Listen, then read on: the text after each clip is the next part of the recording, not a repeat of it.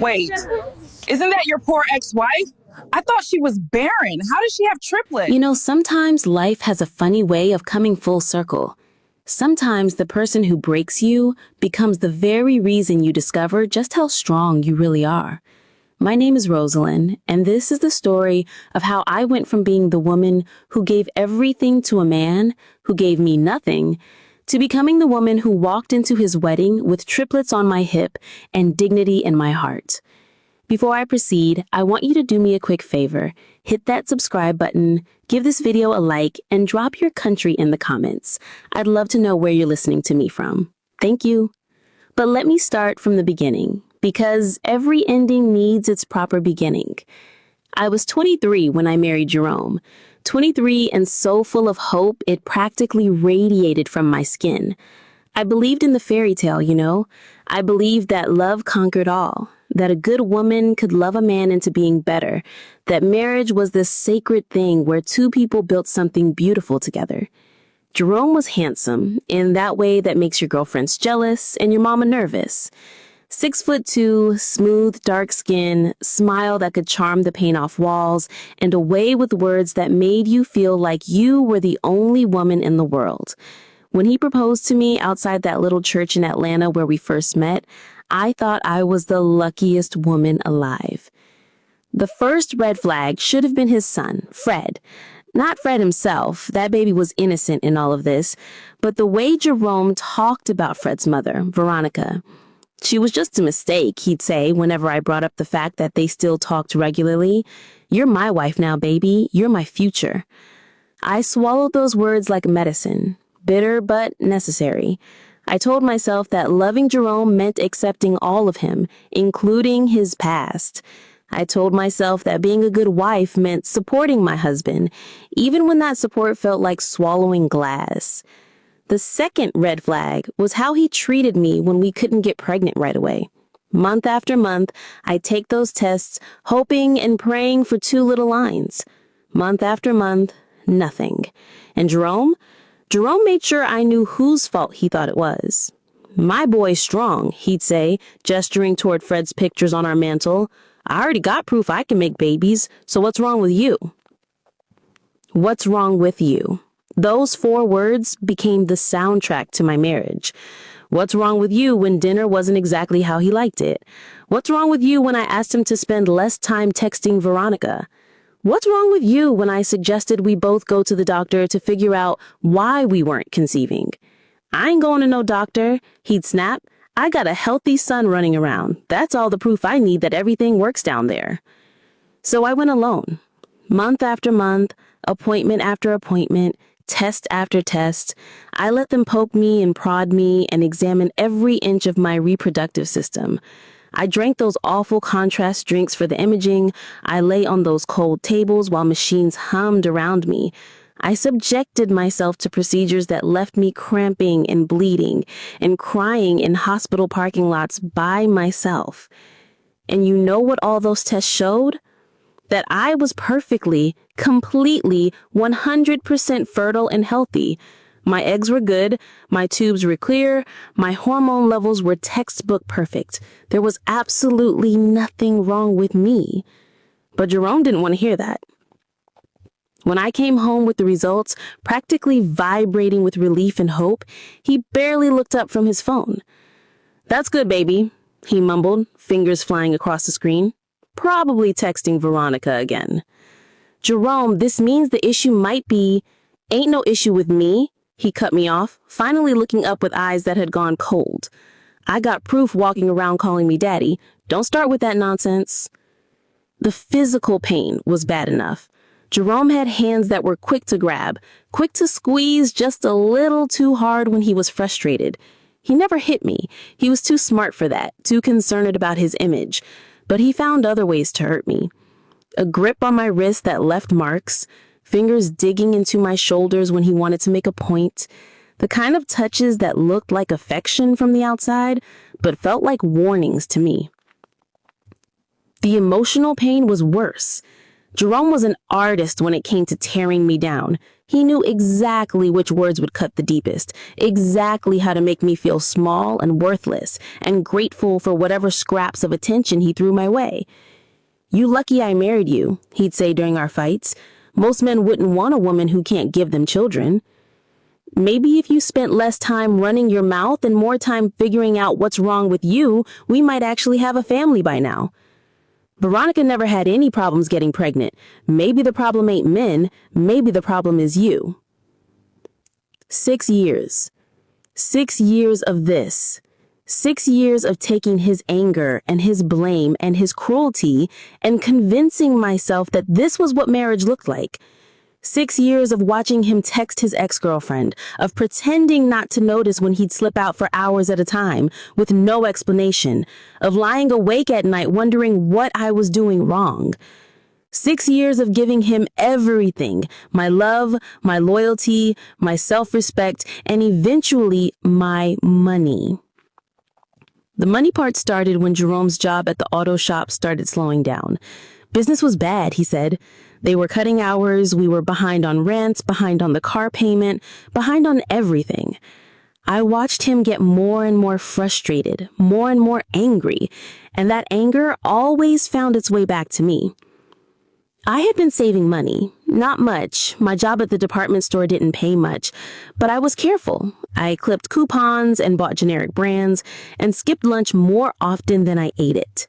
Over the years, I had managed to save up $12,000. It was going to be our nest egg, I thought. Money for a house someday, or maybe for fertility treatments if we decided to go that route. Jerome found out about that money on a Tuesday. I don't even remember how it came up, but suddenly he was staring at me with this look I'd never seen before. Not anger, not frustration, but something that looked almost like hunger. "12,000, he repeated. "You been sitting on 12,000 while I'm over here stressing about bills?" "I was saving it for us," I said quickly, recognizing the danger in his voice. "For our future, for when we—" "Our future is right now," he interrupted. "I got an opportunity, Rosalind, a real opportunity. My boy Damon, he's opening up a second location for his dry cleaning business. He needs a partner, someone to run the new spot. This could be it, baby. This could be our way out." I should have said no. Every instinct in my body was screaming at me to say no. But Jerome was looking at me with something that almost looked like love, talking to me like he was my partner instead of my problem. And I was so desperate for that feeling that I ignored every red flag. "How much does he need?" I heard myself asking. "All of it," Jerome said quickly. "The whole 12,000. I know it's a lot, baby, but think about it. This is our chance. Once the business takes off, we'll make that money back in no time. And maybe," he moved closer to me, his hands gentle in my face for once, "maybe once I'm not so stressed about money, we can really focus on starting our family." The hope in those words was like a drug. I was so desperate to believe that our problems were just about money, that once we got our finances straight, everything else would fall into place. I was so desperate to believe that Jerome could love me the way I loved him. That night, I gave him everything. I emptied my savings account and handed him every penny I had worked so hard to save. And Jerome? He held me close and whispered promises in my ear about how everything was going to change, how this was going to be the start of our real life together. I recorded him that night on my phone. I don't know why. Maybe some part of me knew I needed to protect myself, or maybe I just wanted to capture this moment when Jerome seemed to love me again. Whatever the reason, I'm grateful for that recording now. The dry cleaning business did take off. Within 6 months, Jerome was making more money than he'd ever made in his life. The business was pulling in thousands of dollars every month, and Jerome was walking around with his chest puffed out like he had built an empire.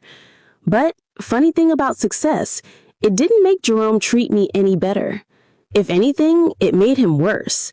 Now he had money and confidence, and he started acting like he was too good for the woman who had made it all possible. He started staying out later, started dressing better, smelling like cologne I didn't buy him, started talking to me like I was an employee instead of my wife. The text messages with Veronica became phone calls. The phone calls became visits to check on his son. The visits became overnights because Fred had a school play or a soccer game, or just because Jerome felt like being there. And me?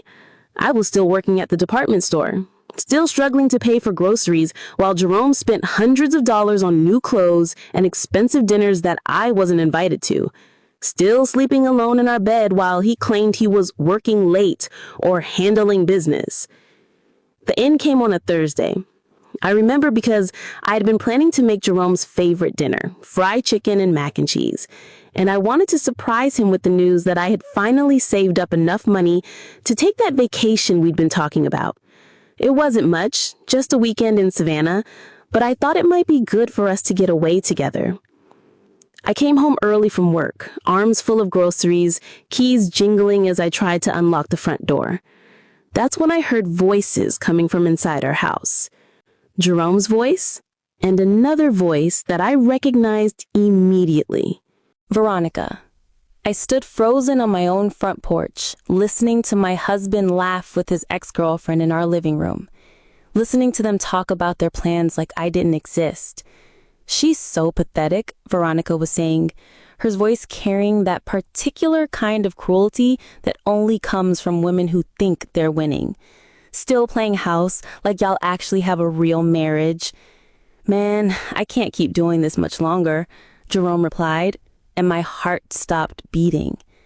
"I'm making good money now. I don't need her anymore." "So what you waiting for? Just divorce her." "It ain't that simple. She might try to come for the business, and technically she did help me get started. How much could she have possibly helped?" Jerome laughed, and the sound cut through me like a blade. He gave me $12,000 to get the business started, cleaned out her whole savings account. "And you just took it?" Veronica sounded impressed. "Took it and ran with it. That woman's so desperate for me to love her, she'd probably give me her kidneys if I asked nice enough." They both laughed at that. Laughed at my desperation, my love, my sacrifice. Laughed at the woman who had given everything for a man who saw her as nothing more than a bank account with legs. I backed away from the door slowly, my whole body shaking. I sat in my car for 2 hours, crying until I had no tears left, trying to figure out what to do with this information. When I finally went back inside, Jerome was alone, sitting on the couch like nothing had happened. "Hey, baby," he said casually, not even looking up from the TV. "What's for dinner?" I wanted to confront him. I wanted to scream and throw things and demand answers.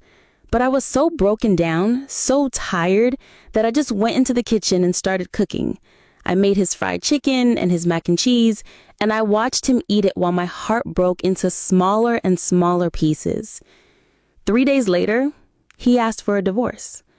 He didn't even have the decency to sit me down and talk to me like an adult. He just came home from work one day and tossed some papers on the kitchen table while I was washing dishes. "Sign these," he said simply. "What are they?" I asked, even though I already knew. "Divorce papers. I want out, Rosaline. This isn't working." I turned around slowly, dish towel still in my hands.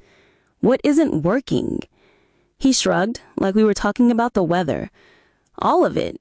We don't have kids, we barely talk anymore, and honestly, I just don't love you like that anymore."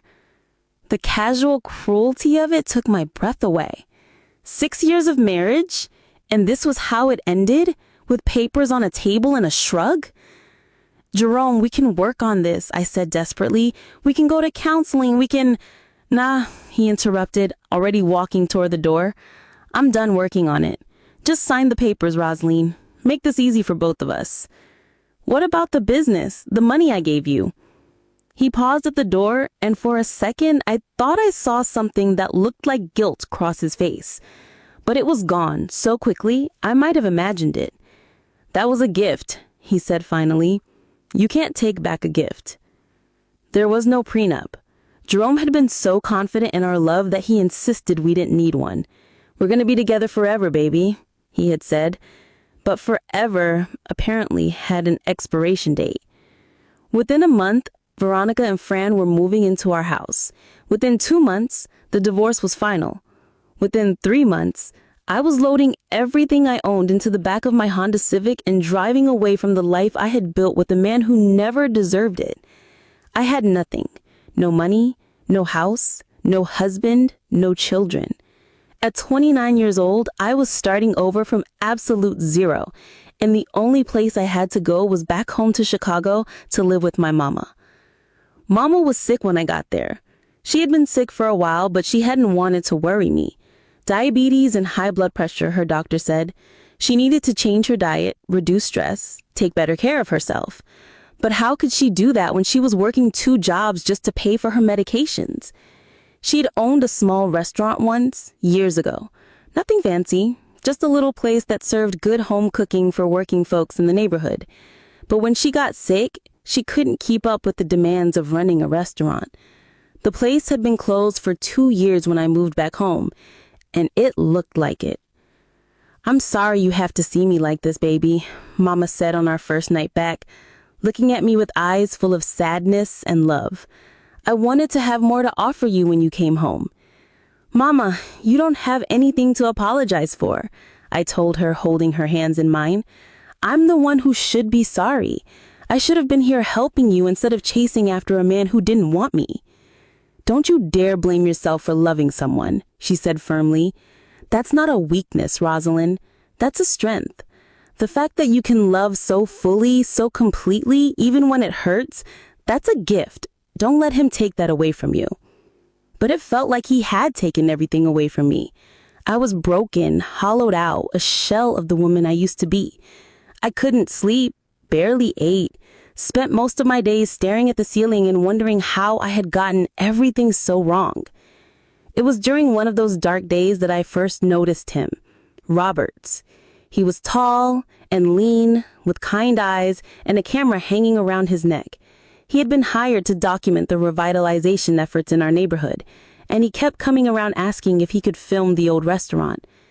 "I know it's closed, but there's something beautiful about the bones of this place. I can see the love that went into it." Mama liked him immediately.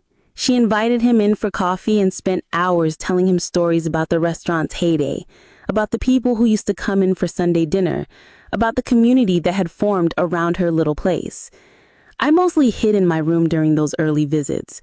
I wasn't ready to be around people, wasn't ready to pretend to be okay when everything inside me felt broken. But Roberts was persistent in the gentlest way possible.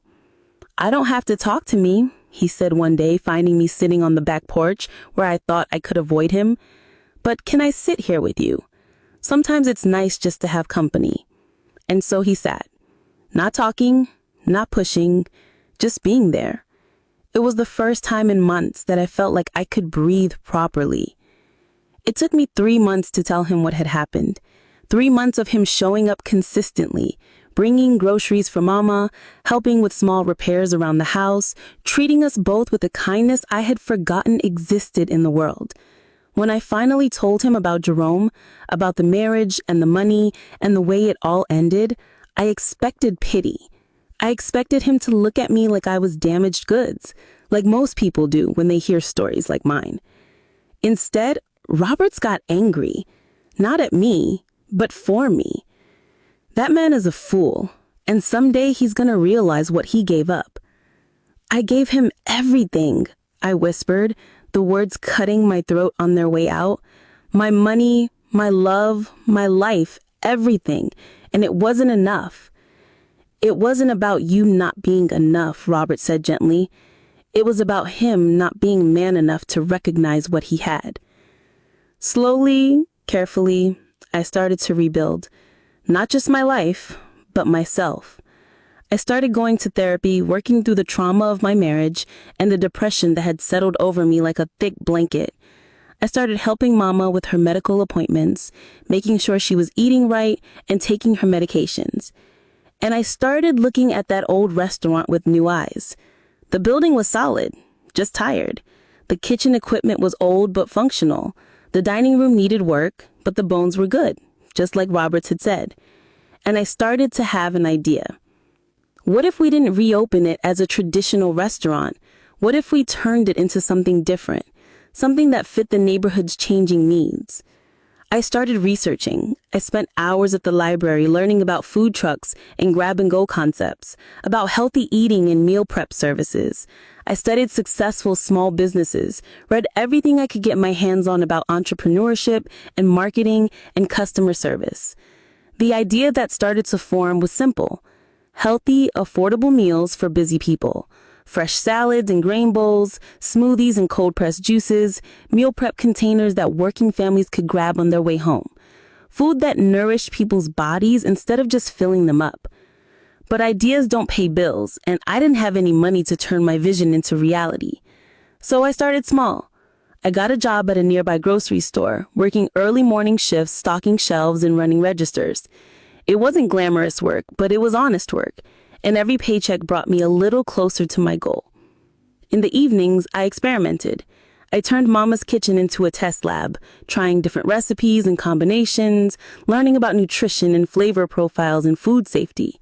Mama became my taste tester and my biggest supporter. "This is it, baby," she said one night after trying a quinoa bowl I had made with roasted vegetables and tahini dressing. "This is going to change everything." I wanted to believe her, but I was scared. Scared of failing, scared of losing what little I had managed to save, scared of putting myself out there only to be knocked down again. That's when Roberts made his offer. "Let me help you," he said one evening as I was cleaning up after another night of recipe testing. "I've been documenting the neighborhood's changes anyway. Let me document your journey too." "Roberts, I don't have money to pay you," he interrupted. "I'm not asking for money. I'm asking to be part of something meaningful. I believe in what you're doing, Rosalind. I believe in you." Looking back, that might have been the moment I started falling in love with him, though I was too scared and too broken to recognize it at the time. The way Robert showed up day after day, the way he saw potential in me when I couldn't see it in myself. He started filming everything: my early morning trips to the farmer's market, my late night prep sessions, my failed experiments and small victories. He never made me feel like I had to perform for the camera or be someone I wasn't. He just documented the truth of what I was building, one small step at a time. It took 2 years to save enough money to start renovating the restaurant. 2 years of working double shifts and eating ramen noodles and saying no to every expense that wasn't absolutely necessary. 2 years of Roberts asking me out and me saying I wasn't ready. I was still healing. I needed to focus on building something for myself before I could build anything with someone else. "I'm not going anywhere," he said every time I turned him down. "I'll be here when you're ready." And he was. Through every setback and small victory, every moment of doubt and flash of inspiration, Roberts was there with his camera and his quiet faith in what I was building. The renovation was slow and careful. I couldn't afford to hire contractors, so I learned to do as much as I could myself. YouTube became my teacher as I learned to tile and paint and install fixtures. Roberts helped whenever he could, and slowly the tired old restaurant started to transform into something bright and welcoming. I called it Nourish in honor of Mama, because she had always believed that food should do more than fill your stomach. It should nourish your soul. The logo was simple: a heart made of intertwining leaves, representing the love that went into every meal. We opened on a Tuesday in March, 2.5 years after I had come back to Chicago with nothing. I was terrified that no one would come, that all this work would be for nothing. But by noon, we had a line out the door. People loved what we were offering: fresh, healthy food that didn't break the bank, meals that were convenient but not processed, nourishing but not pretentious. The smoothie bar became especially popular. Busy parents could grab breakfast for themselves and their kids, workers could fuel up for afternoon shifts, seniors could get the fruits and vegetables their doctors said they needed. But success didn't happen overnight. For the first year, I was barely breaking even. I worked 16-hour days doing everything from food prep to customer service to bookkeeping. There were nights I fell into bed so tired I couldn't even take off my shoes. Mornings I woke up wondering if I had the strength to do it all over again. Roberts kept filming through all of it. Not just the pretty moments, but the real ones. Me crying over a broken blender at 3 in the morning. Me celebrating when we had our first $100 day. Me slowly learning to smile again, to laugh again, to believe in myself again. You should post these videos, he kept telling me. People need to see this story. But I wasn't ready to be public yet. I was still protecting myself, still keeping my head down and focusing on the work. I couldn't bear the thought of Jerome or anyone from my old life seeing me struggle, seeing me fail. What if it doesn't work? I asked Roberts one night as we were cleaning up after a particularly busy day. Then we'll figure something else out, he said simply. But Rosaline, what if it does work?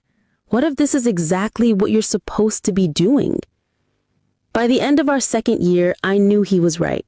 Nourish wasn't just working, it was thriving. We had regular customers who came in every day, families who planned their weekly meals around what we were offering. I had hired 2 part-time employees, and we were looking at expanding our hours. More importantly, I was thriving too. The broken woman who had left Atlanta was gone, replaced by someone stronger, more confident, more sure of her own worth. I was still cautious about love, still protecting my heart, but I was no longer afraid of my own shadow. That's when I finally said yes to Roberts.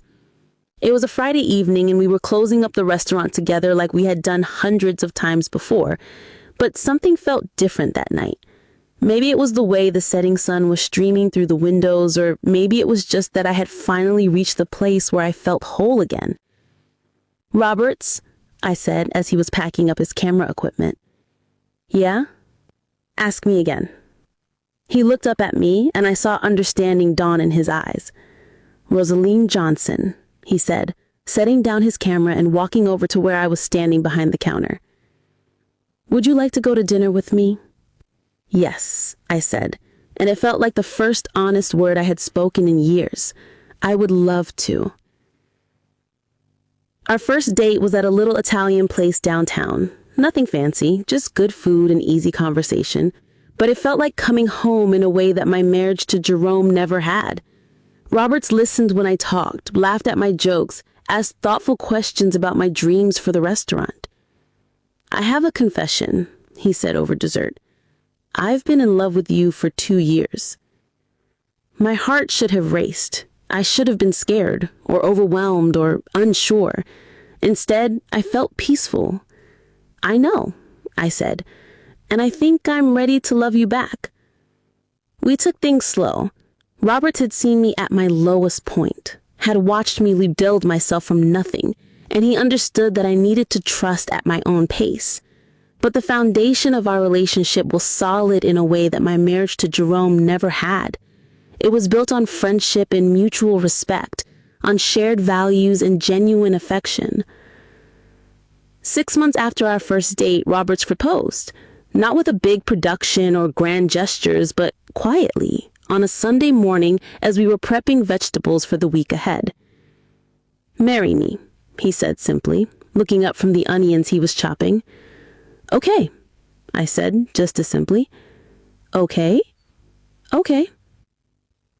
We got married at the courthouse on a Thursday, with Mama and Robert's parents as our witnesses. I wore a simple white dress from Target and carried a bouquet of sunflowers from the farmer's market. It was nothing like my first wedding, with its elaborate church ceremony and hundreds of guests, but it was perfect because it was real.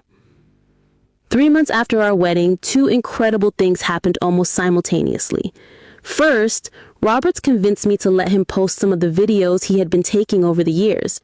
I was still nervous about being public, still protective of the life I had built, but I trusted his judgment. The first video he posted was simple, just me explaining my philosophy behind Nourish, talking about how food should nourish both body and soul. He filmed it so that my face wasn't clearly visible, respecting my desire for privacy while still sharing the heart of what we were doing. That video got 1,000 views in the first week, then 5,000, then 50,000. People were sharing it, commenting on it, asking where they could find food like what I was making. Food bloggers started reaching out, asking for interviews. Local news stations wanted to do features. The orders started pouring in, not just from local customers, but from people all over the country who wanted to try our meal prep containers and smoothie mixes. We went from serving a few hundred people a week to shipping products nationwide. The second incredible thing happened 2 weeks after that first video went viral. I was working late one night, trying to keep up with all the new orders when I started feeling dizzy. At first I thought it was just exhaustion. I had been working 18-hour days trying to scale up production. But when the nausea hit, I knew. I took 3 pregnancy tests that night, all positive. When I told Roberts the next morning, he cried. Happy tears. Overwhelming joy at the idea of starting a family together. But I was scared. After years of trying with Jerome, after being told over and over that I was the problem, the idea of being pregnant felt almost too good to be true. What if something goes wrong? I whispered to Roberts as we sat in the doctor's office waiting for my first appointment. Then we'll handle it together, he said, squeezing my hand. But Rosaline, what if everything goes right? Everything did go right. Better than right. At 8 weeks, the ultrasound showed not 1 heartbeat, but 3. Triplets. 3 healthy, growing babies who decided to come into the world together. I thought about Jerome in that moment, about all the times he had blamed me for our inability to conceive. The irony wasn't lost on me. With the right partner, with a man who truly loved and supported me, my body had not only gotten pregnant, but had created 3 lives at once. Triplets, Robert said wondrously, staring at the ultrasound screen with tears in his eyes. We're having triplets! The pregnancy wasn't easy. Carrying 3 babies put a strain on my body that I hadn't expected. I had to step back from the day-to-day operations of Nourish, trusting my employees to keep things running while I focused on growing our daughters. Yes, daughters. 3 perfect little miracles who came into the world healthy and strong. Holding them for the first time, looking into their faces and seeing Roberts's eyes and my nose, I felt a completion I never thought possible. Look what we made, Roberts whispered as we sat in the hospital bed, each of us holding a baby while the third slept peacefully in their bassinet. Look what we made, I agreed. But I wasn't just talking about our daughters. I was talking about everything. The business, our marriage, the life we had built together, the woman I had become. For the next 2 years, we lived quietly but abundantly. The business continued to thrive, with Nourish products now available in grocery stores across the country. We bought a beautiful house with a big backyard for the girls to play in. We bought Mama a house too, make sure she had everything she needed for her health and happiness. But we kept our personal lives private. I still wasn't ready to be fully public, still protective of my family and my peace.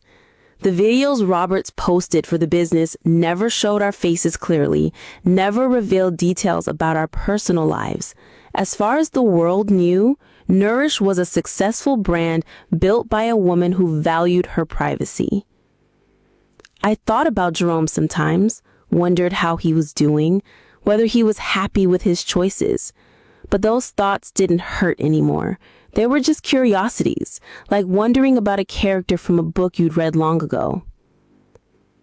I had deleted everything from my old life when I left Atlanta. New phone number, new social media accounts, new everything. As far as Jerome knew, I had disappeared into thin air, and that was exactly how I wanted it. Until that Sunday phone call changed everything. We were having our weekly family dinner. Me, Roberts, the girls, and Mama. The girls were 2 years old now, walking and talking and getting into everything with the fearless energy that only toddlers possess. Roberts was chasing Zoe around the living room while I helped Mama set the table. Zara and Zuri were playing with blocks in the corner, their little heads bent together in concentration. It was perfect, peaceful. Exactly the kind of life I had always dreamed of having. That's when Mama's phone rang. She almost didn't answer it. It was an unknown number, and we had a policy about not answering strange calls during family time, but something made her pick up. Hello? she said, balancing the phone between her shoulder and ear as she continued folding napkins. I watched her face change as she listened to whoever was on the other end. Her eyes found mine across the room, and I saw something that made my stomach drop. Not fear exactly, but a kind of alert tension that put me immediately on edge. "Hold on," Mama said into the phone. Then covering the receiver with her hand, she looked at me. "Rosaline, baby, you need to come here." "Who is it, Mama?" Her jaw tightened. "It's Jerome." The world tilted sideways. I hadn't heard that name spoken aloud in years, and hearing it in my peaceful home, surrounded by my daughters and my husband, felt like a violation. "Hang up, Mama," I said quickly. "Just hang up, Mama." But she was already uncovering the phone. "I'm going to hear what this fool has to say." I could hear Jerome's voice through the receiver, that familiar smooth tone that had once made my heart race and later made my stomach turn. I couldn't make out the words, but I could hear the rhythm of his speech, the cadence that narrated 6 years of my life. Mama's face grew darker as she listened. "Mm-hmm," she said. "I see. And you call in here because—" More talking from Jerome's end. "Well," Mama said, her voice dripping with the kind of polite venom that only Southern women have truly mastered. "Isn't that nice for you?" Roberts had noticed the tension in the room and gathered all 3 girls and taken them upstairs for their baths. I was grateful for his intuition, for his ability to protect them from whatever this was without needing explanation. Finally, Mama hung up the phone. She looked at me for a long moment, her face unreadable. "What did he want?" I asked, though part of me didn't want to know. Mama said simply, "He's getting married to Veronica, and he wants to invite you to the wedding." The absurdity of it hit me like a slap. He wants to invite me to his wedding? "Oh, it gets better," Mama said, her voice getting sharper. "He specifically wanted me to tell you you're welcome to come celebrate with them since you helped him get started in life, and he wanted to show his appreciation for everything you did for him." The mockery in those words was unmistakable. This wasn't an invitation. It was a setup. Jerome wanted me to come to his wedding so he could parade his success in front of me, show me what he had built with the money I had given him, rug my face in the family he had created with another woman. He thought I was still that broken woman who left Atlanta with nothing. He thought I would show up desperate and defeated, a cautionary tale to make her new bride feel better about herself. "The audacity," I whispered, sinking into a chair. "The absolute audacity." "That man always had more nerve than sense," Mama said, settling into the chair across from me. "Question is, what you gonna do about it?" My first instinct was to ignore it completely, to delete the number, pretend the call never happened, continue living my peaceful life. I had worked so hard to build something beautiful, something whole. Why would I risk that by walking back into Jerome's world? But there was something about the calculated cruelty of that invitation that lit a fire in me. The assumption that I was still that broken woman that he had discarded, still vulnerable to his manipulation, still small enough to be intimidated by his success. Roberts came back downstairs just as I was reaching for my phone.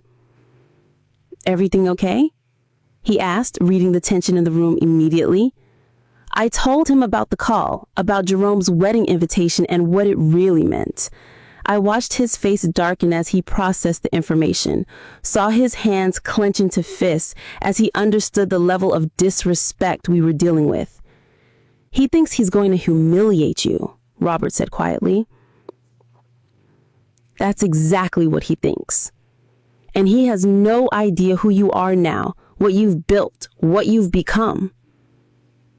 I looked at my husband, this man who had seen me at my lowest point and loved me back to life, who had documented my journey from broken to brilliant, who believed in me even when I didn't believe in myself. "No," I said slowly. He has no idea. So what do you want to do? Roberts asked. I thought about it for a long moment. Thought about the woman who had given Jerome everything and received nothing in return. Thought about the woman who had rebuilt herself from scratch, who had turned her pain into purpose, who had created something beautiful and meaningful and successful. Thought about my daughters upstairs sleeping peacefully in beds that I had bought with money I had earned, in a house that represented security and love and everything I had never had with Jerome. I want to go, I said finally. Roberts raised an eyebrow. You sure about that? I'm sure. And I was. Not because I wanted to prove anything to Jerome, but because I wanted to close that chapter of my life properly. I wanted to face the man who had broken me from a position of strength, to show him and myself how far I had come. Okay, Robert said simply. Then we go. We? You think I'm letting you walk into that situation alone? We go. All of us.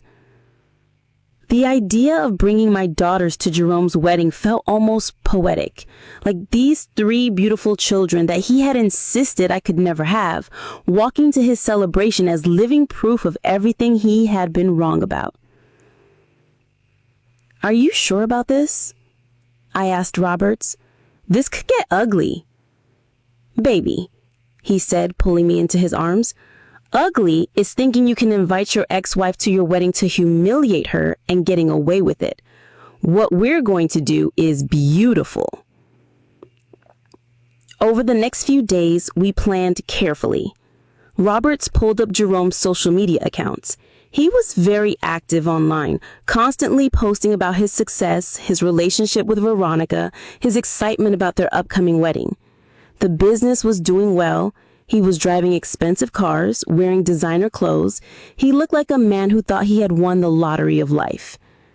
But I noticed things in those posts that probably escaped most people's notice.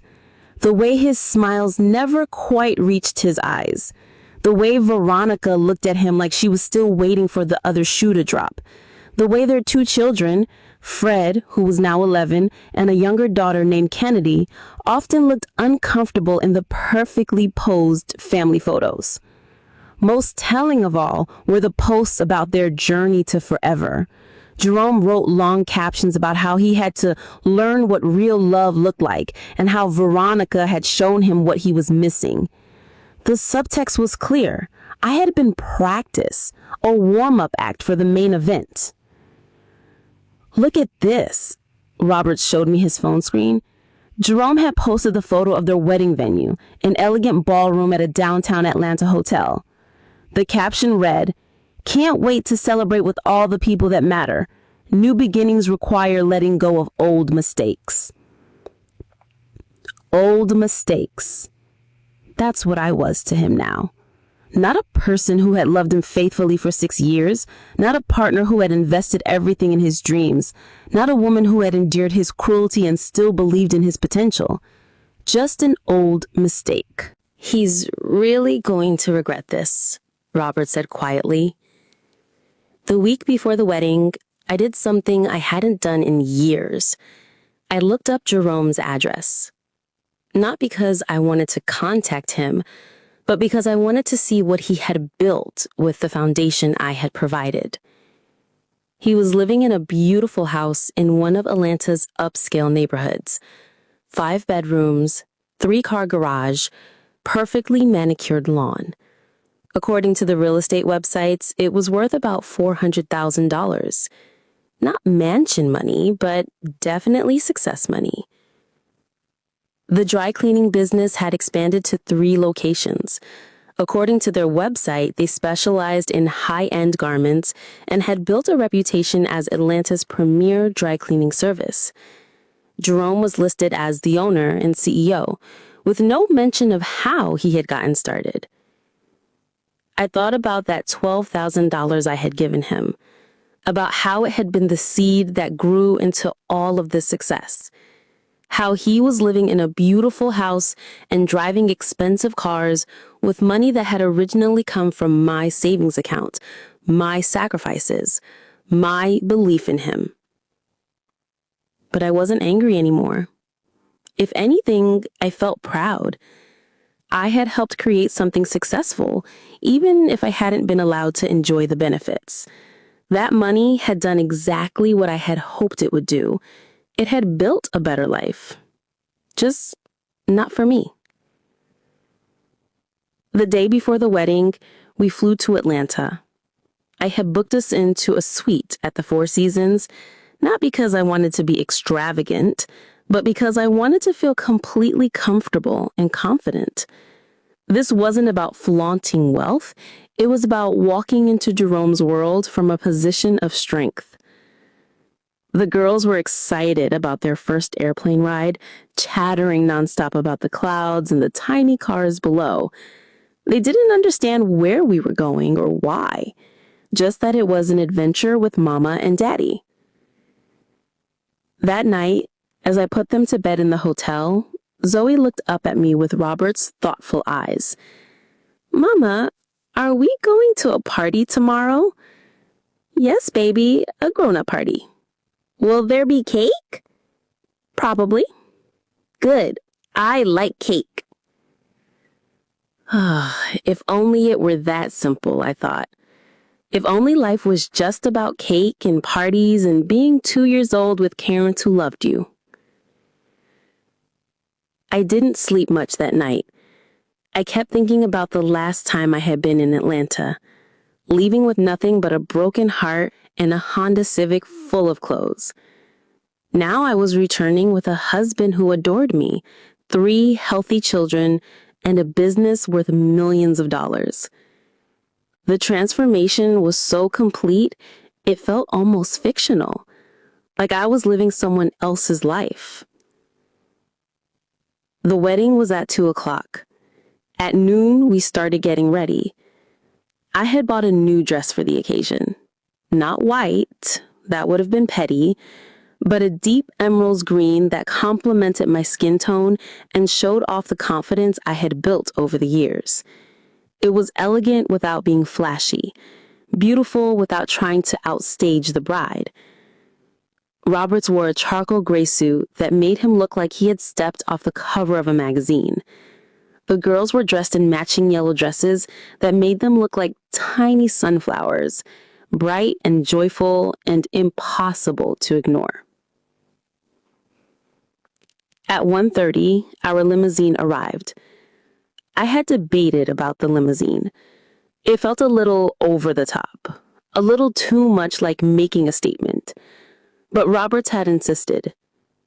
"This isn't about showing off," he said, as he helped me into the back seat. "This is about showing up. There's a difference."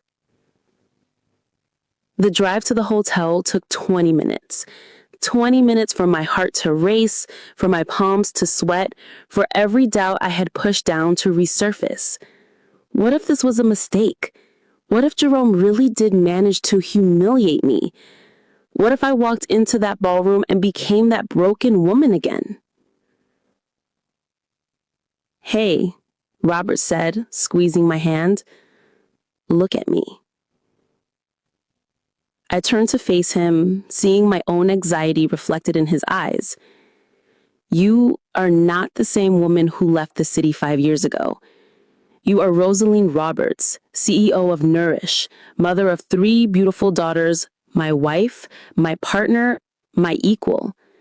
You were not going into that room to prove anything to Jerome. You were going in there to prove something to yourself." What am I proving to myself? That you survived, that you thrived, that the woman he discarded was actually the prize he was too stupid to appreciate. The hotel was exactly as fancy as I had expected. Marble floors, crystal chandeliers, staff in crisp uniforms directing guests towards the ballroom. I could see other wedding guests arriving, women in elegant dresses, men in expensive suits. everyone looking like they belonged in Jerome's new world of success and sophistication.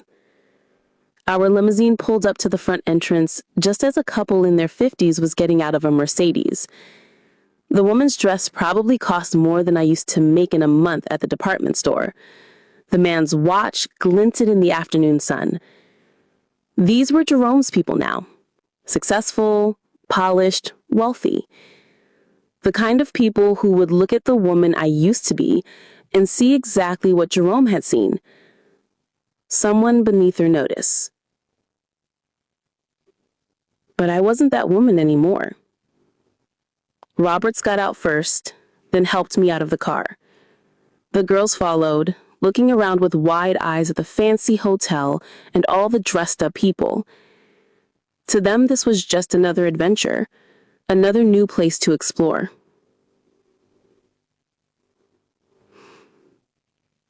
The doorman's eyes widened slightly when he saw our family emerge from the limousine. Not because we looked out of place, but because we looked exactly right. Elegant, confident, happy. A beautiful family arriving at a celebration. "Good afternoon," he said politely, holding the door for us. "Thank you," I replied, my voice steady despite the butterflies in my stomach. Inside, there were signs directing guests towards the Morrison-Williams wedding. Morrison was Veronica's last name, I realized.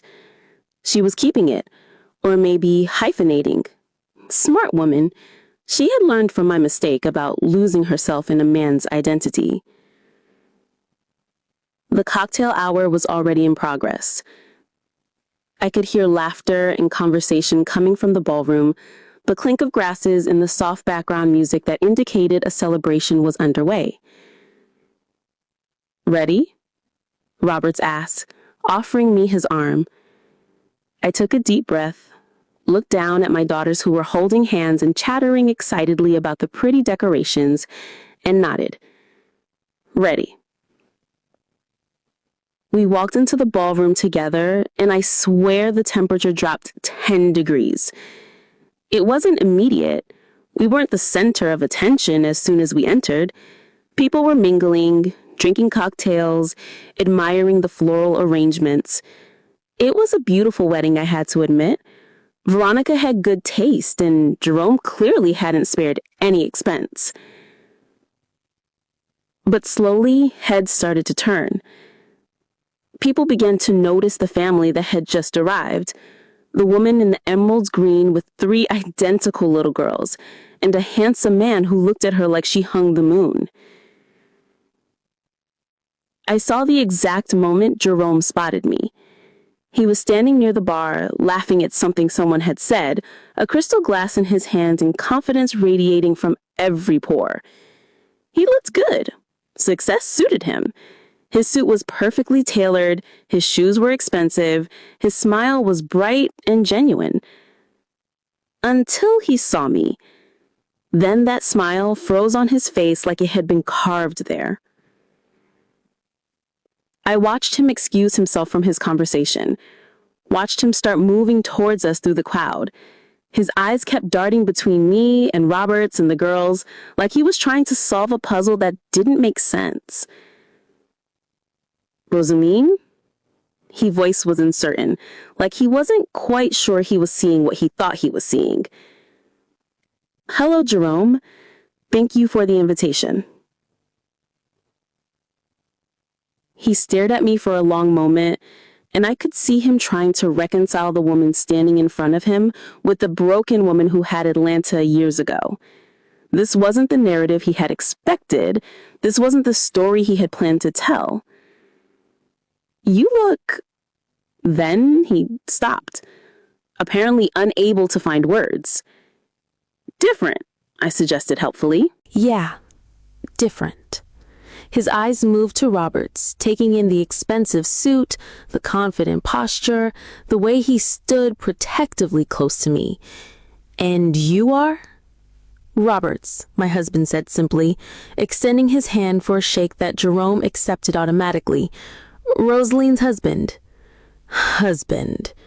Jerome repeated the word like it was foreign. Then his eyes dropped to the girls, who were still holding hands and looking around at all the pretty decorations.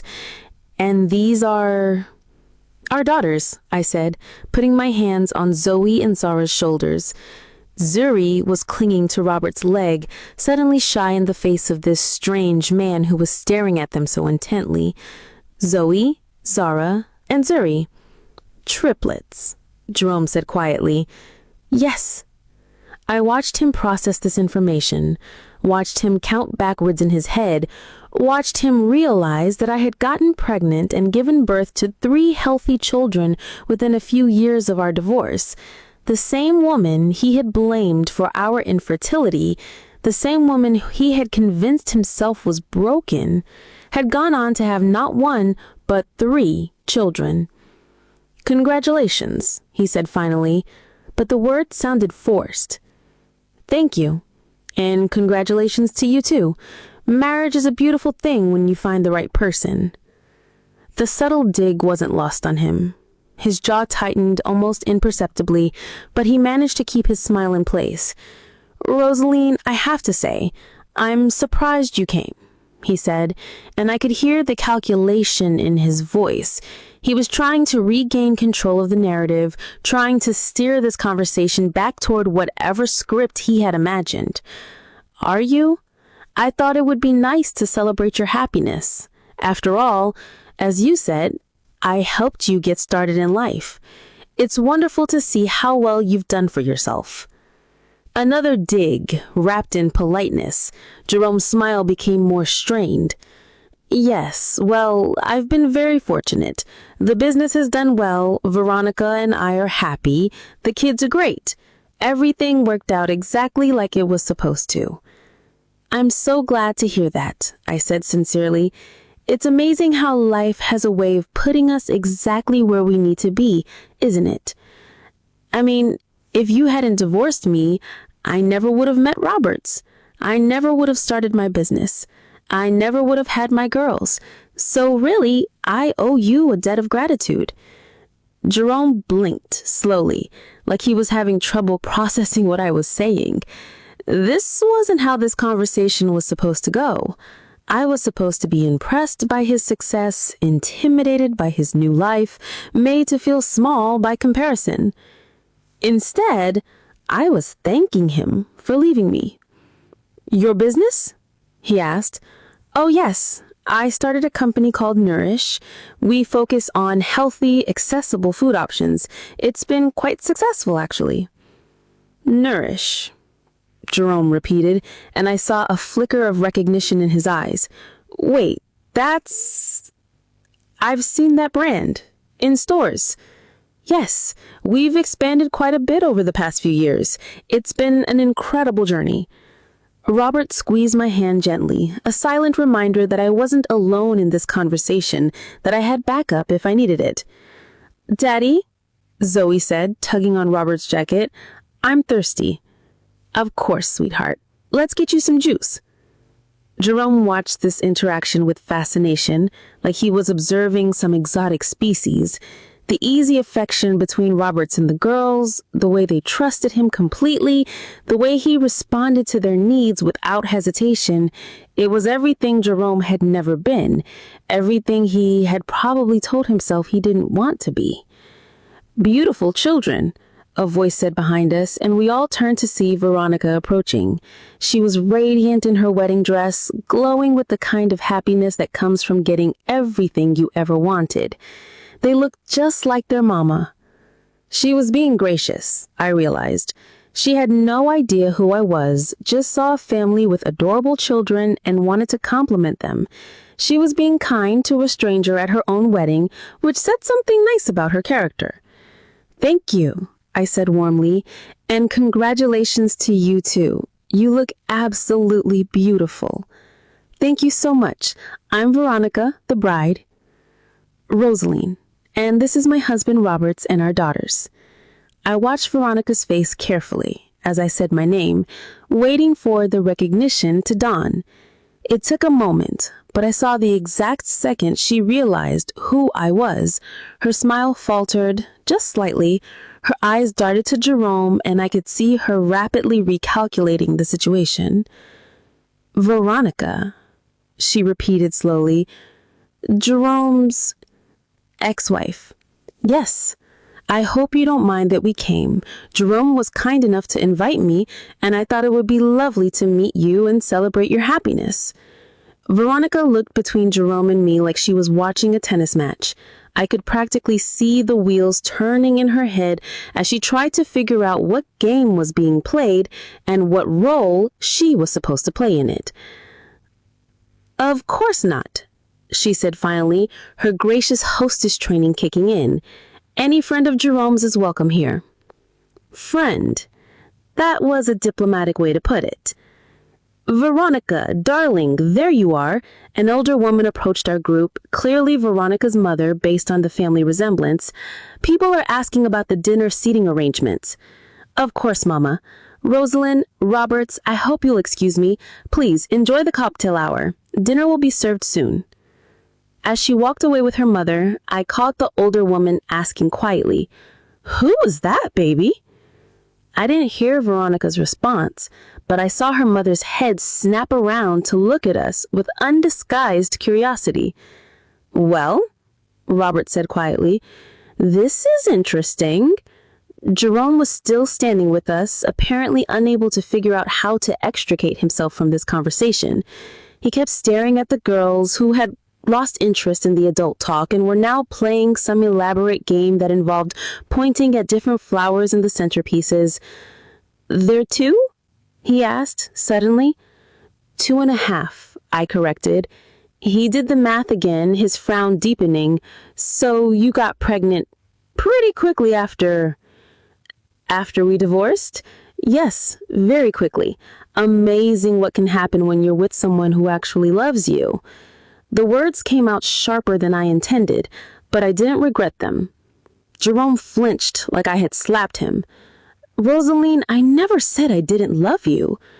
"No, you're right. You just treated me like I was disposable. There's a difference." I was going through a lot back then. The business stress, the pressure to succeed, the business that I funded with my life savings. Jerome's face flushed. "You offered that money. After you told me it was an investment in our future together, after you promised me that success would mean we could finally focus on our marriage, on starting a family, after you made me believe that our problems were just about money." "They were about money, partially." "No, Jerome, they were about the fact that you never respected me, never valued me, never saw me as anything more than a convenience. The money was just the excuse you used to justify treating me badly." We started to draw attention from other guests. I could see people glancing over at us, probably wondering why the bride's new husband was having such an intense conversation with another woman.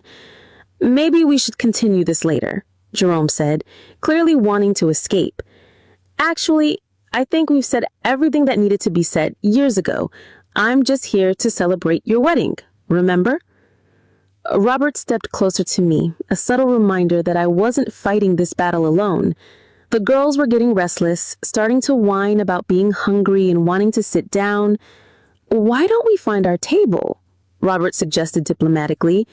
Jerome looked relieved at the suggestion, probably eager to put some distance between us, but as we started to walk away, he called out to me, "Rosaline." I turned back. "I'm glad things worked out for you. I really am." There was something in his voice that sounded almost like sincerity, almost like regret. For a moment, I saw a flash of the man that I had fallen in love with years ago, before success and ego and cruelty had hardened him into someone I couldn't recognize. "Thank you, Jerome. I hope you're truly happy." And I meant it. Whatever anger I had carried, whatever resentment had lived in my heart, it was gone. I didn't wish him ill. I just didn't wish him anything at all anymore. Dinner was an elaborate affair. The ballroom had been transformed with hundreds of candles and flowers, creating an atmosphere that was both elegant and romantic. Our assigned table was toward the back of the room, which I assumed was intentional, keep the ex-wife away from the main action. But our table mates were lovely people. A couple in their 60s who had been friends with Veronica's family for years, a young couple who worked with Jerome at the dry cleaning business, and a single woman who turned out to be Veronica's college roommate. The conversation was easy and pleasant. No one seemed to know who I was, which allowed me to relax and just enjoy the evening. The girls were surprisingly well behaved, charmed by all the attention and happy to eat the chicken fingers that the catering staff had provided for them. It wasn't until the speeches started that things got interesting again. The best man went first, telling funny stories about Jerome's bachelor party and his nerves about getting married. Veronica's maid of honor followed with a sweet speech about friendship and finding your soulmate. Then Jerome stood up to address his guests. He looked confident up there, comfortable with being the center of attention. He thanked everyone for coming, talked about how beautiful Veronica looked, made jokes that had people laughing and nodding along. "You know," he said, settling into what was clearly going to be a longer portion of his speech, "I used to think I knew what love was.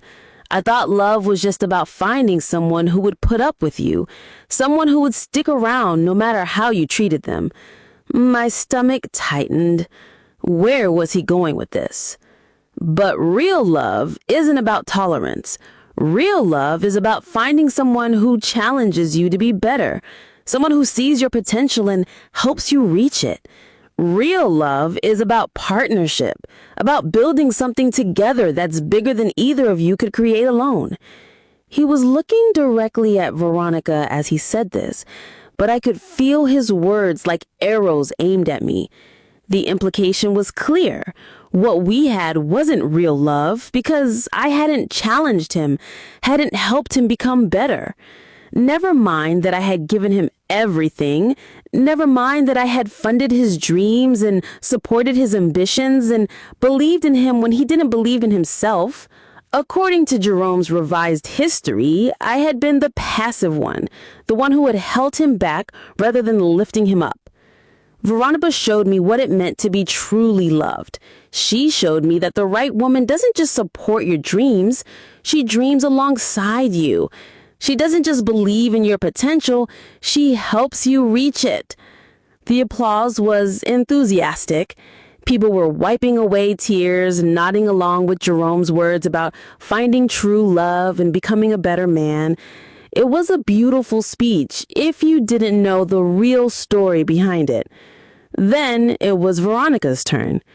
She started off sweetly, thanking everyone for being there, talking about how blessed she felt to be marrying her best friend. But then she started talking about their journey together, and I could tell she was about to go somewhere that might get uncomfortable. Jerome and I have been through a lot together. We've had to overcome obstacles and challenges that tested our love and our commitment to each other. She paused, scanning the room with her eyes, and I had the distinct feeling she was looking for me. Some people might say we took the long road to get here. Jerome was married before to someone who... She paused again, seeming to choose her words carefully. To someone who just wasn't right for him. My heart started beating faster. This was it. This was the moment Jerome had been planning when he invited me. He had told Veronica about me, probably painted me as the inadequate first wife who couldn't give him what he needed, and now she was going to complete his humiliation of me in front of all these people. Some women, they love with conditions. They love as long as everything is easy, as long as they're getting what they want from the relationship. But when times get tough, when life gets complicated, they check out. I felt Robert's hand find mine under the table, his fingers intertwining with mine in a gesture of support and solidarity. But some women, they love without limits. They stand by their man through thick and thin. They believe in him even when he doesn't believe in himself. They sacrifice for his dreams and celebrate his successes like they're their own. She was looking directly at me now, and her smile had taken on a sharp edge that made me understand exactly what kind of woman she really was. Jerome's first wife, she was with him for 6 years, and in all that time, she never gave him the one thing that really mattered, a child. 6 years and nothing to show for it. No legacy, no future, no proof that their love could create something beautiful together. The room was silent now, everyone sensing the tension that had entered Veronica's speech. I could see people glancing around, probably wondering if the ex-wife was in the room, if they were witnessing some kind of public confrontation. But me, Veronica's voice rose slightly, I gave Jerome 2 beautiful children. I proved that with the right woman, he could build the family he always wanted. I showed him what it meant to be truly, completely, fruitfully loved. The word fruitfully hit like a slap. She was calling me barren in front of a room full of people, suggesting that I had failed as a woman because I couldn't give Jerome children. So tonight, Veronica concluded, raising her champagne glass, we celebrate not just our wedding, but our triumph over everything that tried to keep us apart. We celebrate real love, lasting love, productive love. We celebrate the fact that when you're with the right person, everything you ever dreamed of becomes possible. The applause was more subdued this time.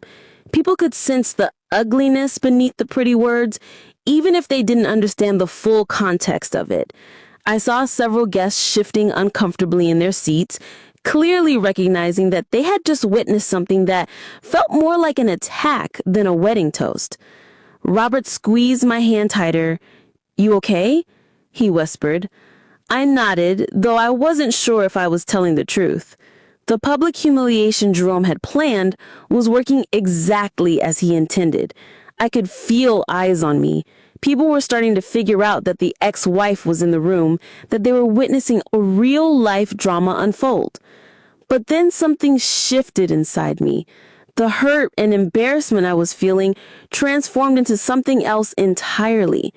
Not anger exactly, but a kind of crystalline clarity about what needed to happen next. I had come here thinking I wanted to show Jerome how well I was doing, how much I had grown and changed and succeeded. But now I realized that wasn't enough. Veronica had just publicly humiliated me in front of 100 people, using lies and half-truths to paint me as a failure.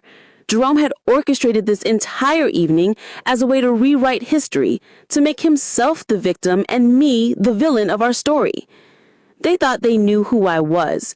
They thought they could dismiss me as the woman who couldn't measure up, who couldn't give Jerome what he needed, who had been replaced by someone better.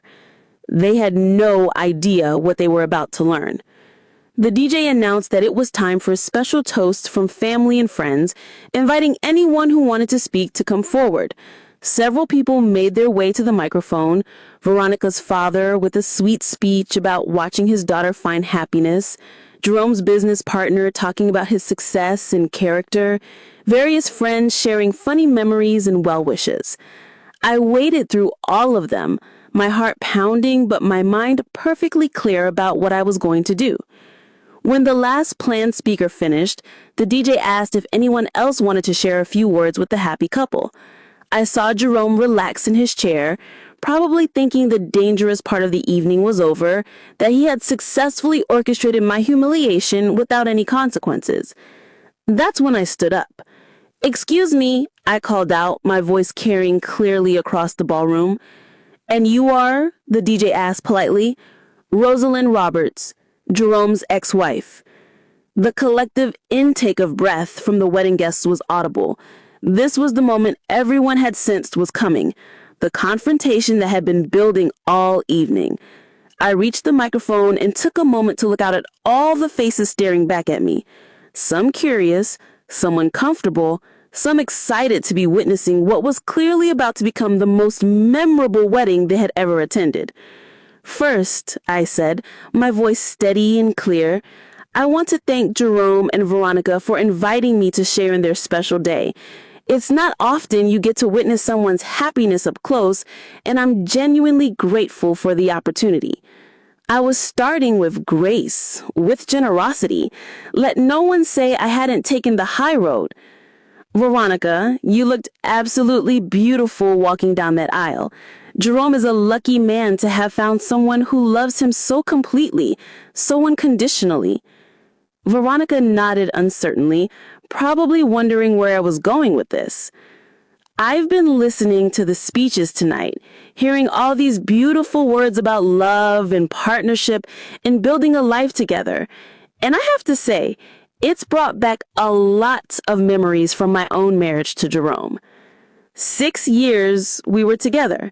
6 years of me believing that love meant sacrifice, that being a good wife meant giving everything you had and asking for nothing in return. 6 years of me funding Jerome's dreams with money I had saved from working double shifts and skipping meals, including the $12,000 that started the dry cleaning business that's paid for this beautiful wedding tonight. I reached into my purse and pulled out my phone, opening the recording app that contained the audio from that night so many years ago. I have something I'd like to share with everyone, I said, holding up the phone. A recording from the night I gave Jerome everything I had because I believed in his dreams and I wanted to help him succeed. Jerome was on his feet now, his face flushed with panic. Rosalind, don't. But I was already playing the recording. Jerome's voice filled the ballroom, clear and unmistakable. I love you so much, baby. You're investing in us, in our future. I'm going to make this worth it, I promise. We're going to have everything we ever dreamed of. I let it play for a few more seconds, then stopped it. Us, I repeated. Our future. Everything we ever dreamed of. That's what he promised me the night I gave him my life savings to start his business. The business that made him wealthy enough to afford this celebration. The murmur that ran through the crowd was uncomfortable, shifting. People were starting to understand that there was more to this story than they had been told. But Veronica is right about one thing, I continued. I never gave Jerome a child during our 6 years of marriage. And do you know why? I reached into my purse again and pulled out a folder full of medical records. These are medical records, I announced, holding up the papers so everyone could see. My medical records from the fertility clinic I visited regularly during my marriage to Jerome. Records that show I am completely, perfectly, 100% fertile and healthy. Jerome was shaking his head, trying to get my attention, probably trying to get me to stop. But I was just getting started. Jerome refused to get tested, I continued. For 6 years, he blamed me for our inability to conceive, made me believe that I was broken, that I was failing him as a wife. He said he had proof that he was fertile because he had Fred. I gestured toward the children's table where 11-year-old Fred was sitting with Kennedy and a few other kids, looking uncomfortable at being the center of attention. So I did what any desperate woman would do. I secretly had Fred tested. The gasp that went through the room was audible. Jerome was completely white now, and Veronica looked like she was about to faint. DNA doesn't lie, I said, pulling out another set of documents. Fred is not Jerome's biological child. Never was. The silence in the room was deafening. I could see people pulling out their phones, probably recording what was turning into the most dramatic wedding speech in history. But that's not all, I continued, my voice gaining strength with each revelation. I also had Jerome tested, without his knowledge, of course, but it's amazing what you can learn from a toothbrush and a few strands of hair. Jerome was shaking his head now, trying to get my attention, probably trying to get me to stop, but I was just getting started. Jerome refused to get tested, I continued. For 6 years, he blamed me for our inability to conceive, made me believe that I was broken, that I was failing him as a wife. He said he had proof that he was fertile because he had Fred. I gestured toward the children's table where 11-year-old Fred was sitting with Kennedy and a few other kids, looking uncomfortable at being the center of attention. So I did what any desperate woman would do. I secretly had Fred tested. The gasp that went through the room was audible. Jerome was completely white now, and Veronica looked like she was about to faint. DNA doesn't lie, I said, pulling out another set of documents. Fred is not Jerome's biological child. Never was. The silence in the room was deafening. I could see people pulling out their phones, probably recording what was turning into the most dramatic wedding speech in history. But that's not all, I continued, my voice gaining strength with each revelation. I also had Jerome tested, without his knowledge, of course, but it's amazing what you can learn from a toothbrush and a few strands of hair. Jerome was backing away from his table now, like he could somehow escape what was happening by putting physical distance between us. Jerome has a genetic condition that makes him completely infertile. He cannot, has never been able to, and will never be able to father children naturally. I held up the test results so everyone could see them. Which means that Kennedy, your beautiful 2-year-old daughter, isn't his child either. Veronica's champagne glass slipped from her hand and shattered on the floor. She was staring at me in horror, but I could see in her eyes that she knew I was telling the truth. Probably had suspected it for years, but had been too afraid to face it. You see, I said, addressing the room now instead of just the couple. Jerome built his entire identity around being a man who could create life, who could provide for his family, who could give a woman what she needed. But it was all a lie. He blamed me for 6 years for something that was never my fault, never my failing, never my inadequacy. I walked closer to where Jerome and Veronica were standing, my voice softening slightly. I'm not telling you this to hurt you, Veronica. I'm telling you this because you deserve the truth. You deserve to know that the man you just married has been lying to you about one of the most fundamental aspects of your relationship together. Veronica was crying now, mascara running down her cheeks as the full implications of what I was saying hit her. But here's the beautiful part of this story, I said, turning to address the entire room again. After Jerome divorced me, after he took everything I had given him and threw me away like garbage, I met a real man. A man who saw my worth, who valued my heart, who loved me enough to wait 2 years for me to heal from the damage Jerome had done. Roberts was standing now, our 3 daughters in his arms, all of them looking like the beautiful family we had become. And with that real man, that good man, I got pregnant immediately. Not only pregnant, but pregnant with triplets. 3 healthy, beautiful daughters who are living proof that there was never anything wrong with me. I gestured toward my family, and I saw several people in the audience smile despite the drama of the moment. Zoe, Zara, and Zuri, I introduced my daughters to the room. Born 2.5 years ago to parents who love each other deeply and authentically, who built a business together that now employs over 200 people and serves healthy food to families across the country. I could see recognition dawning on some faces in the crowd, people who had heard of Nourish, maybe even used our products. You see, Jerome thought he was inviting his poor, broken ex-wife to his wedding to humiliate her. He thought he would parade his success in front of the woman he believed he had left behind, the woman he thought would always be grateful for whatever scraps of attention he had given her. But I'm not that woman anymore. I'm not the woman who believed that love meant accepting cruelty. I'm not the woman who thought marriage meant giving everything and asking for nothing in return. I'm not the woman who allowed a man to convince her that she was broken when he was the one who was damaged. I am a woman who turned $12,000 into a multi-million-dollar business. I am a woman who healed from trauma and learned to love herself enough to demand better.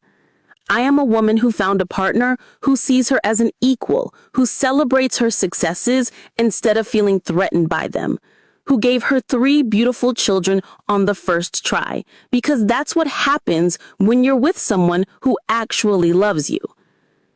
I looked directly at Jerome, who was slumped in his chair like a deflated balloon. I want to thank you, Jerome.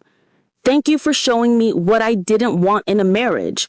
Thank you for treating me so badly that I had no choice but to learn my own worth. Thank you for leaving me, because if you hadn't, I would never have found the life I was actually meant to live. I turned to Veronica, who was still crying, but was now looking at me with something that looked almost like gratitude. And Veronica, I'm sorry that you're learning this truth in front of all these people instead of in private. I'm sorry that the man you love has been lying to you about something so fundamental. But I want you to know that this doesn't have to define you. You're young, you're beautiful, you're clearly strong enough to build a life with a difficult man. You can build an even better life without him. I gathered up my documents and put them back in my purse. Enjoy the rest of your wedding, I called back to the stunned couple. And Jerome, the next time you want to humiliate someone, make sure you're not the one with secrets to hide. The ballroom erupted as we walked out. I could hear people talking excitedly, phones buzzing with notifications as guests shared what they had just witnessed. Someone was crying, probably Veronica. Someone else was shouting, probably Jerome trying to do damage control. But I didn't look back. I walked out of that hotel with my head held high, my husband's arm around my waist, and my daughters chattering excitedly about the pretty party and when they could have cake. In the limousine on the way back to our hotel, Roberts finally spoke. "That was incredible," he said, pulling me close. "I've never been more proud to be married to you." "I can't believe I did that," I said, the adrenaline starting to wear off and the reality of what had just happened beginning to sink in. "You told the truth. You stood up for yourself. You showed a room of people what real strength looks like." "Mama said bad words," Zoe announced from her car seat. "What bad words, baby?" I asked, suddenly worried about what my 2-year-old had absorbed from that confrontation.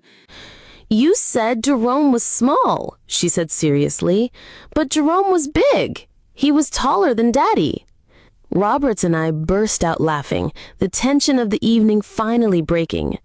"You're right, sweetheart," I said. Jerome was very tall, but sometimes grown-ups use the word small to mean something different than size. "Like when you say I have a big heart?" Zara asked. "Exactly like that." The girls seemed satisfied with this explanation and went back to playing with the limousine's fancy cup holders and buttons. "Do you think I went too far?" I asked Roberts quietly. "I think you went exactly as far as you needed to go.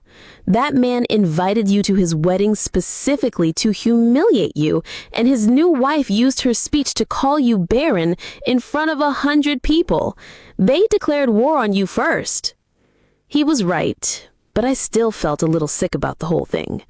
Not guilty exactly, but overwhelmed by the magnitude of what had just happened. "What happens now?" I asked Roberts. "Now we go back to our beautiful life and let Jerome deal with the mess he created. You gave him the truth, Rosalind. What he does with it is his business." Back at the hotel, we ordered room service and let the girls eat ice cream for dinner while they watched cartoons. It felt good to do something completely normal after such an extraordinary evening. I kept checking my phone, half expecting angry messages from Jerome or frantic calls from people who had been at the wedding. But there was nothing. Just peaceful silence and my family gathered around me in our luxury hotel suite. "Mama," Zuri said as I was tucking her into the rollaway bed the hotel had provided, "are we going to another party tomorrow?" "No, baby. Tomorrow we're going home." "Good. I miss my room." I kissed her forehead and smoothed her hair back from her face. "I miss home too." And I did. I missed our house with its big backyard and the swing set Roberts had built for the girls. I missed Mama's Sunday dinners and the familiar rhythm of our life in Chicago. I missed the restaurants and my employees and the customers who had become like family. I had come to Atlanta thinking I needed closure, thinking I needed to face my past in order to fully embrace my future. But what I realized as I lay in that hotel bed listening to my daughters breathe softly in their sleep was that I had already moved on years ago. The woman Jerome had married and divorced was gone, replaced by someone stronger, wiser, and infinitely more valuable. The next morning, as our plane lifted off from Atlanta, I felt a weight lift off my shoulders that I hadn't even realized I was carrying. Whatever happened to Jerome and Veronica now was their business. I told my truth, defended my honor, and shown my daughters what it looked like when someone tried to make you small and you chose to stand tall instead. "Any regrets?" asked Roberts as Georgia disappeared beneath the clouds. "Just one," I said. "I should have done it years ago." He laughed and squeezed my hand. "Maybe you needed to become who you are now before you could do what you did last night." Maybe. We flew home to Chicago, to our life, to the business that was thriving and the family that was healthy and the future that was bright with possibility. We flew home to everything Jerome had told me I would never have, everything he had convinced me I didn't deserve. And you know what? I never looked back again. The story should have ended there, with me walking away from my past and into my beautiful future. But Jerome wasn't quite done yet. 3 weeks after the wedding, Robert showed me an article that had appeared in one of Atlanta's gossip blogs. "Wedding drama, local businessman's big day turns into Jerry Springer episode," read the headline, complete with blurry cell phone photos from that night and a detailed recap of everything I had revealed. The article was brutal. It detailed Jerome's infertility, the questions about his children's paternity, and the business he had built with his ex-wife's money. Someone had even posted audio from my speech, which had been viewed thousands of times online. But that wasn't the most interesting part. The most interesting part was buried in the comments section, where several people who claimed to know Jerome and Veronica personally were sharing additional details about their relationship. Apparently, Veronica had suspected for years that Kennedy wasn't Jerome's child. There had been a brief separation around the time Kennedy was conceived, and Veronica was seeing someone else. She had convinced herself that the timing worked out, but deep down, she had always wondered. Jerome, for his part, had been struggling financially more than anyone realized. The dry cleaning business was doing well, but he had been living far beyond his means, trying to maintain an image of success that his actual income couldn't support. The expensive wedding, the fancy cars, the designer clothes, it was all financed with credit and loans that he was now struggling to pay back. Within a month of the wedding, Veronica had filed for a divorce. She took Kennedy and moved back in with her parents, leaving Jerome alone in the house that was mortgaged to the hilt. The scandal had damaged his business reputation, with several high-profile clients taking their business elsewhere. But here's the part that really got to me. Veronica's attorney was also going after the business assets in the divorce. She claimed that as his wife, she was entitled to half of everything he had built during their relationship. Jerome had fought back by claiming that the business predated their marriage and therefore was not community property. That's when Veronica's attorney made a very interesting argument. If Jerome had used his ex-wife's money to start the business, and if that ex-wife had never been properly compensated for her investment, which we all know was the case, then technically the business assets could still be considered marital property from his first marriage. It was a legal long shot, but it was enough to tie up Jerome's assets in court for months while the lawyers sorted everything out. I found out about all of this because Veronica's lawyer contacted me. "Mrs. Roberts," the woman said when she called me at the restaurant one Tuesday morning, "my name is Jennifer Martinez, and I represent Veronica Morrison in her divorce proceedings against Jerome Morrison. I was wondering if you might be willing to discuss the investment you made in your ex-husband's business." I was stirring a pot of soup when she called, and I had to sit down to process what she was asking. "What kind of discussion?" I asked carefully. "Well, based on what happened at the wedding and the information that's now public, it appears that you may have a legitimate claim to a portion of the business assets. If you were never properly compensated for your initial investment, if there was no formal agreement about how that money was to be used, then legally speaking, you might still have a financial interest in the company." It had never occurred to me to go after Jerome's money. I had my own successful business, my own financial security. I didn't need anything from him. But as Jennifer explained the legal principles involved, I started to understand that this wasn't really about the money. It was about justice. It was about holding Jerome accountable for what he had taken from me. "How much are we talking about?" I asked. "Well, that depends on several factors. How much did you invest initially? What was the business worth when you divorced? What is it worth now? But conservatively, we're probably talking about several $100,000, possibly more." Several $100,000. Enough to expand Nourish into new markets. Enough to set up college funds for my daughters. Enough to make sure Mama never had to worry about medical bills again. "I need to think about this," I told Jennifer. "Of course. But Mrs. Roberts, you should know that the statute of limitations on this kind of claim is running out. If you're going to pursue this legally, you need to act soon." I talked it over with Roberts that night after the girls were asleep. "What do you think?" I asked him. "I think Jerome owes you a lot more than money, but if the law says you're entitled to compensation for what you invested, then maybe you should take it. It feels like a little light kicking someone when they're already down. Rosalind, this man invited you to his wedding specifically to humiliate you. He allowed his new wife to call you barren in front of 100 people. He took your money and your loyalty and your love and threw them back in your face. He's not down because of bad luck or circumstances beyond his control. He's down because his lies finally caught up with him." Roberts was right, but I still felt a little sick about the whole thing. Not guilty exactly, but overwhelmed by the magnitude of what had just happened. "What happens now?" I asked him. "I think Jerome owes you a lot more than money, but if the law says you're entitled to compensation for what you invested, then maybe you should take it." I talked it over with Roberts that night after the girls were asleep. "What do you think?" I asked him. "I think Jerome owes you a lot more than money. But if the law says you're entitled to compensation for what you invested, then maybe you should take it. It feels a little like kicking someone when they're already down. Rosalind, this man invited you to his wedding specifically to humiliate you. He allowed his new wife to call you barren in front of 100 people.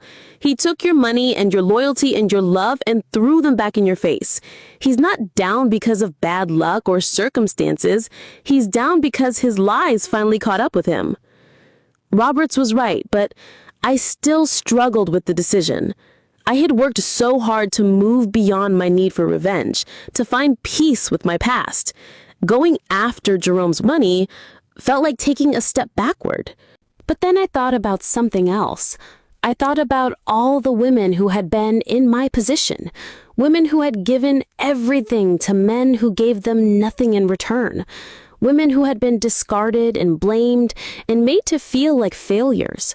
Women who didn't have the resources or support system to rebuild their lives the way I had. What if this wasn't about revenge? What if this was about setting a precedent? What if this was about showing other women that they didn't have to accept being treated like disposable conveniences? I called Jennifer back the next morning. "I want to pursue the claim," I told her, "not for revenge, but for justice. And I want to donate whatever we recover to organizations that help women rebuild their lives after divorce." "That's very generous of you, Mrs. Roberts, and it will probably help with the optics of the case if the judge sees that you're not just trying to get rich off your ex-husband's misfortunes." The legal process took 8 months. 8 months of depositions and document reviews and court hearings that I mostly didn't have to attend. 8 months of Jerome's lawyers trying to argue that the money I had given him was a gift, not an investment, and therefore not subject to any kind of repayment. But I had that recording. The recording where Jerome clearly stated that I was investing in us, in our future, and promised that we would have everything we ever dreamed of together. The recording that proved the money came with expectations and promises that were never fulfilled. In the end, the judge ruled that I was entitled to compensation equal to my original investment plus interest and a portion of the business growth that could be attributed to that initial funding. The total came to just over $400,000. Jerome had to sell one of his 3 dry cleaning locations to pay the judgment. But here's the thing that surprised me most about the whole legal process. I didn't feel vindicated or triumphant when we won. I didn't feel like I had gotten my revenge or proven my worth. I just felt done. Done with Jerome, done with that chapter of my life, done with carrying any anger or resentment about what had happened to me. The money wasn't victory, it was just the period at the end of a very long sentence. I kept my promise about donating the money. I found 3 organizations in Chicago that helped women transitioning out of abusive or unhappy marriages, providing job training, childcare, legal assistance, and emotional support. $400,000 split 3 ways could help a lot of women get back on their feet. The donation made local news, which led to a feature story about Nourish and my personal journey. That story led to speaking engagements, which led to a book deal, which led to a whole new chapter of my life as someone who helped other women find their strength after life knocked them down. But that's a different story for a different day. The important thing is that 5 years after Jerome invited me to his wedding to humiliate me, I was standing on a stage at a women's empowerment conference in Denver, looking at an audience of 500 women who had come to hear about resilience and reinvention and refusing to let other people define your worth. The man who broke me, I told them, thought he was inviting a victim to his wedding. Instead, he invited the woman who would expose his lies, reclaim her power, and use her experience to help hundreds of other women do the same. The applause was thunderous, but that's not what mattered to me. What mattered were the women who came up to me afterward, tears in their eyes, telling me that my story had given them hope, that they had been where I was, felt what I felt, believed what I believed about themselves and what they deserved. What mattered were the emails I got from women who had left their own Jeromes, who had found their own Roberts, who had built their own Nourishes.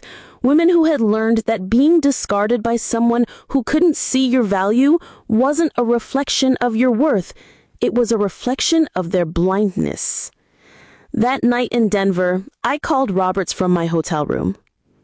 "How did it go?" he asked, and I could hear the girls chattering in the background, probably fighting bedtime like they did every night I was away.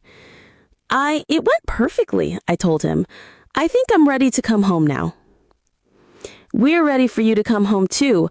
Zuri drew you a picture of a rainbow, and Zara learned how to spell entrepreneur because she says that's what mama is."